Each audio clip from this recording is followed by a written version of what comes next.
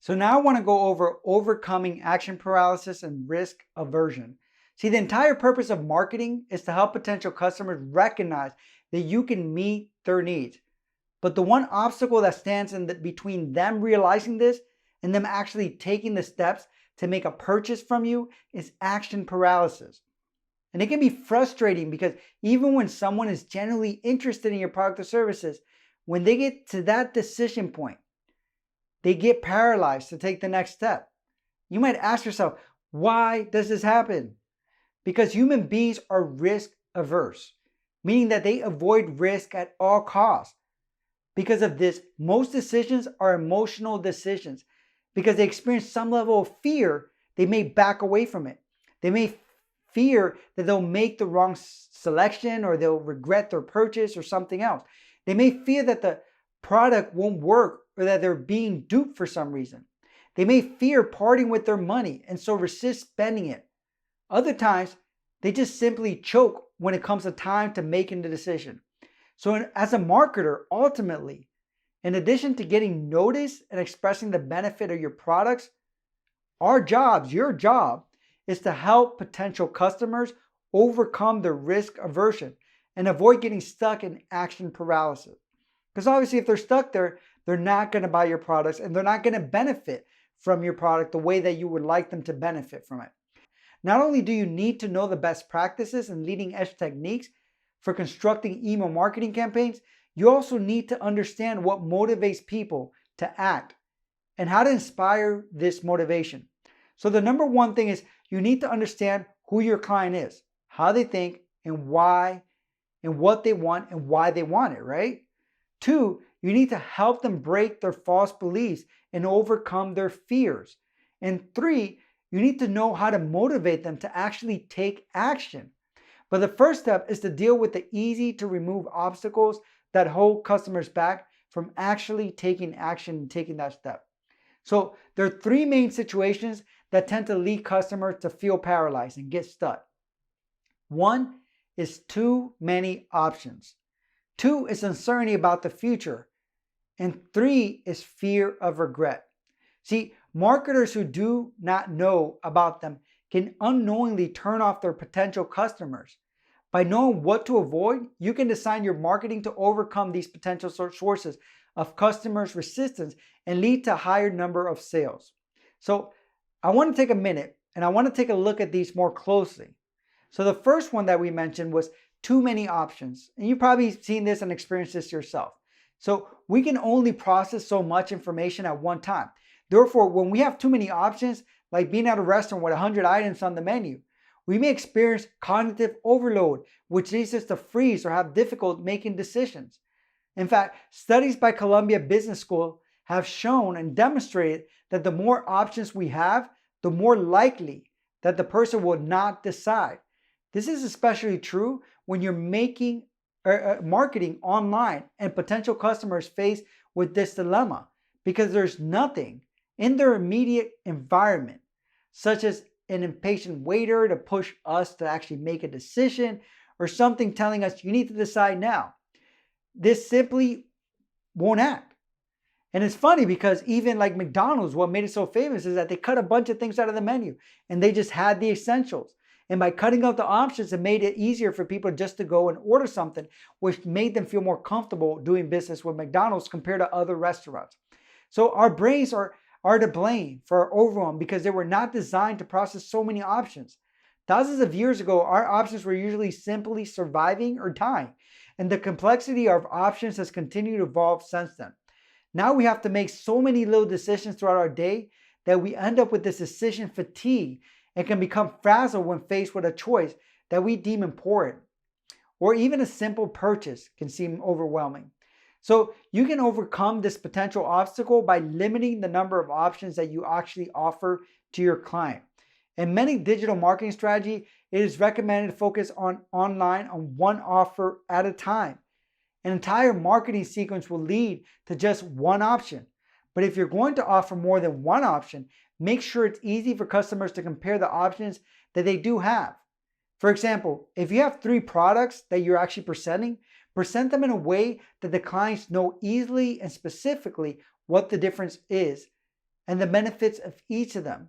If they have to really think about it, it's not going to work. It's going to help them feel overwhelmed and just freeze. Also, keep explanations and descriptions short and easy to differentiate.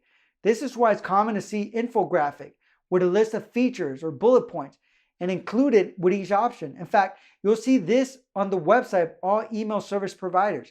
When you look at their pricing pages, it works because it's simple and clear. Keep in mind that these options must also resonate with the intended audience and their needs and personality, which we'll be getting into more in the next videos. For example, one of the examples that I love because it's so simple, but it made such a big difference, is the state of Texas did a campaign to minimize littering in their highways. So drivers had two choices, litter or don't, right? Their marketing message was based on the idea of keeping Texas clean. And what happened was that they saw very little improvement. Well, when they changed it to don't mess with Texas, they had amazing results. Why? Because it resonated with their market. It resonated with the people that really needed to hear the message. So the second phrase was a lot more powerful and stimulated the strong belief and the pride of being a Texan and not wanting anyone else coming into their state and messing it up with their litter. So they didn't want to be part of the outsiders. They wanted to be part of the Texas insiders and wanted to protect Texas. So what happened? It actually worked because they wanted to feel an integrity with the standards they will hold outsiders to. They want to be proud of their state.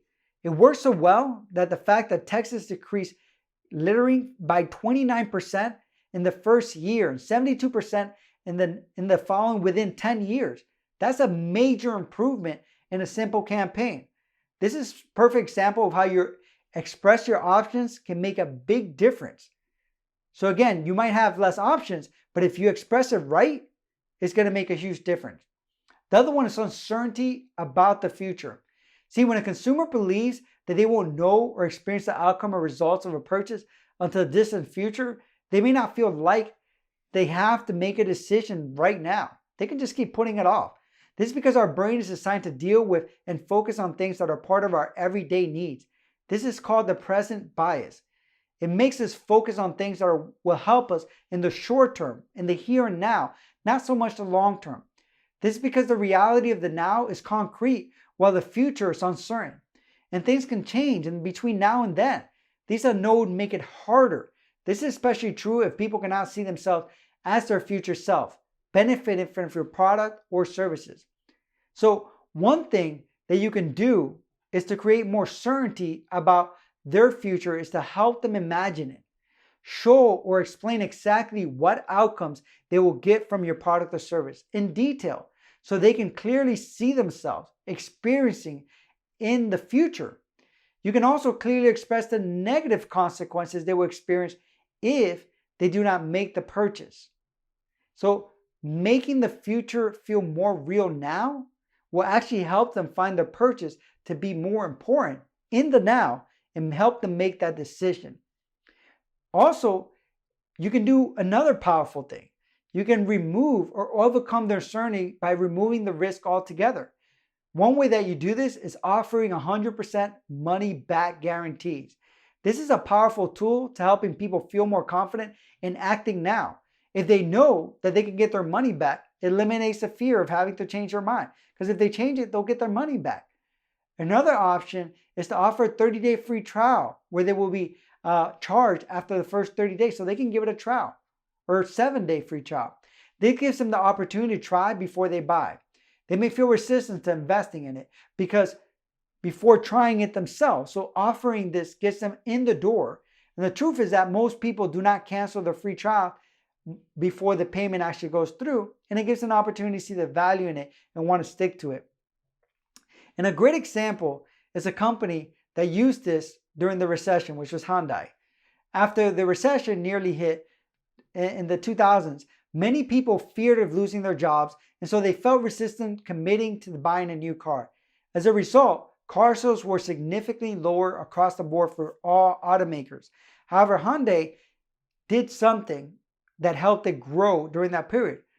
And what they did was that they created an assurance program that offered customers peace of mind. The deal was, if you lost your job, you could bring back the car. Just bring it back. And what happened? Only a small fraction of people ever took advantage of it, but their sales went through the roof. They were significantly higher. So at the end of the day, only a few people will ever ask for their money back.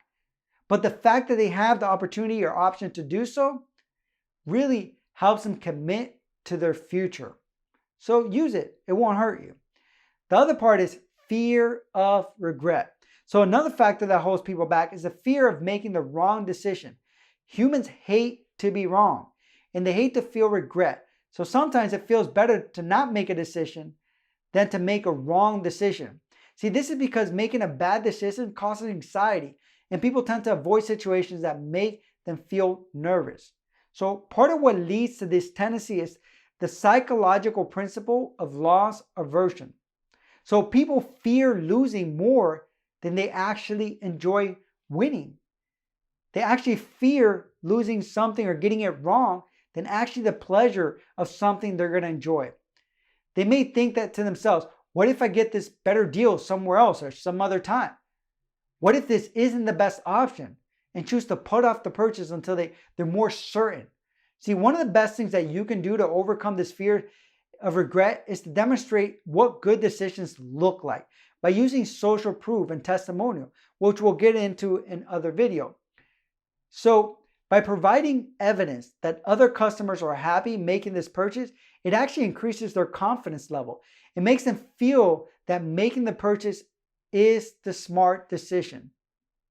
The other part is getting past the paralysis, which is what we all want to try to do, right?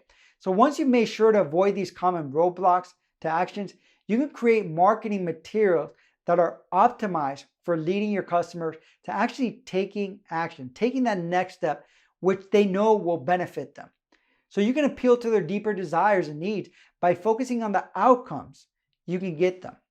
You can use proven techniques for writing marketing copy and calls to action. You can tell powerful stories that really break their false belief systems about the product or possibility if it doesn't work out for them. You can create a sense of urgency using scarcity and limiters. You can put it all together into an automated marketing campaign that leads to sales. Just remember, ultimately, your goal when creating your marketing campaign is to help people decrease risk of saying yes and increase the risk of saying no. So let's get started by getting to know your customers better so you know their motives. Because once you do that, it's a lot easier to help them decrease the risk of saying yes and then increasing the risk of saying no. So by saying no, they might lose out on something. By saying yes, they have much more to gain. Thank you.